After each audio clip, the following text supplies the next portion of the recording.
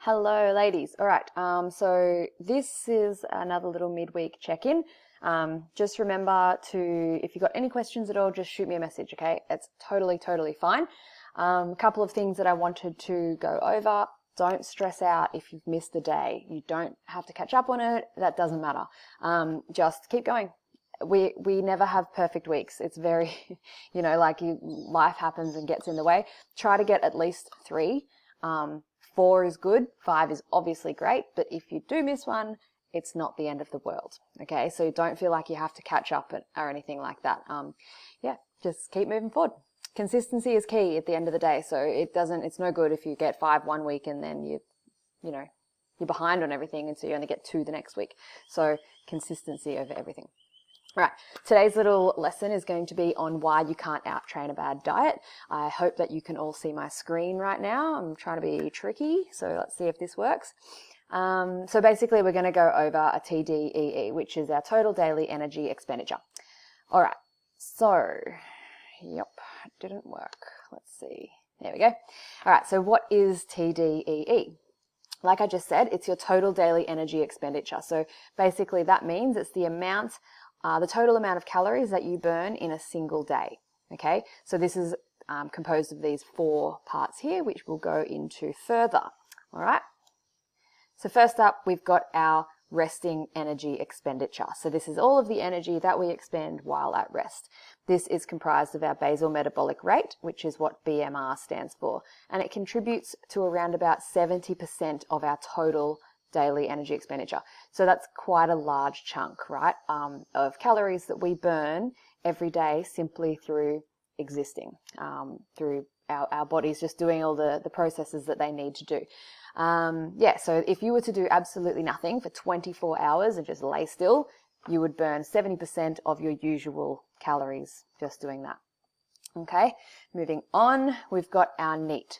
Now, NEAT is the second largest component of our TDEE.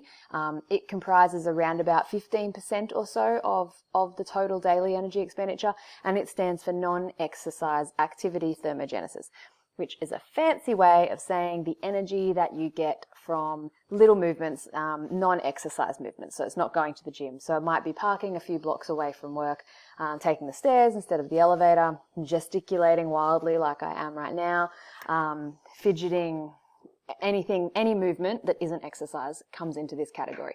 So that's 15%, right? So today we're going to go over like little tips on how we can make the most of these sections. Next up, we've got our TEF, which stands for thermogenic effect of food. This comprises around about 10%, like 5 to 10% for the next 2. Obviously, there's wiggle room with all of them. This basically, it just means how much energy it costs to break down and process foods that you eat, okay?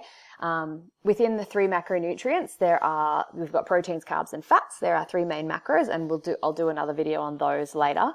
Basically, protein has the highest value of TEF. So you can see here it's got around 20 to 30%. So that means if you eat protein, your body uses 20 to 30% of that actual protein just in the processes of breaking it down, chewing it, digesting it, storing it, using it, whatever. So this is why a high protein diet is so successful for weight loss.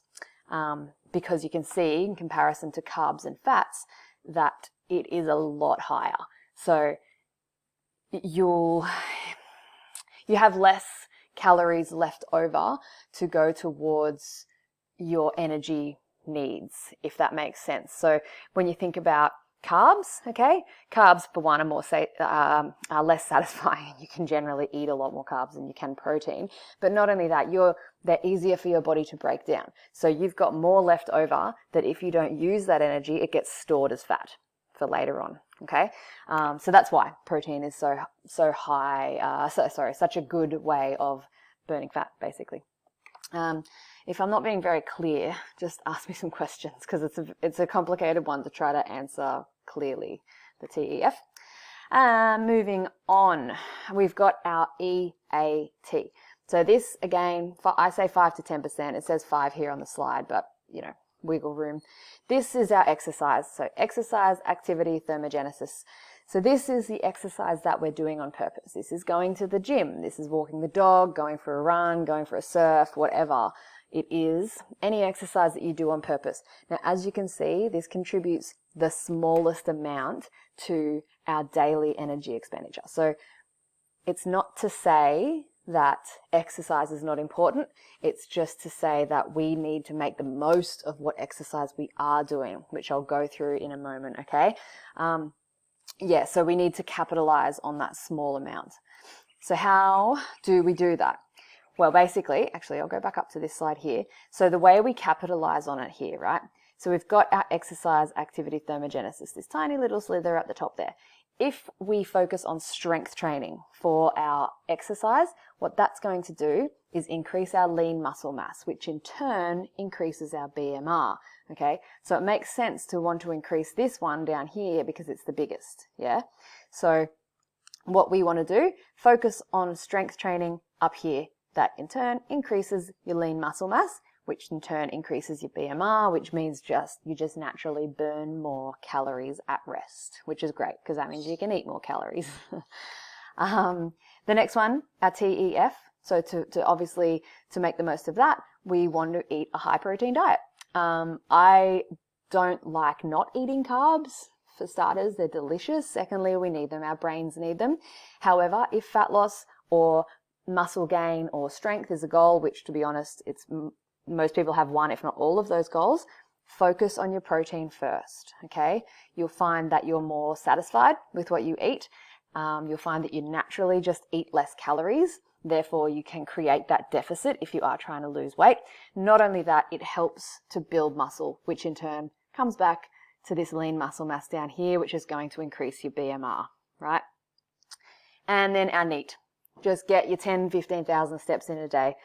If you're at a sit-down desk, just set an alarm for every hour and just stand up and go to the toilet more. I don't know. Go to the toilet on a different floor or in a different building.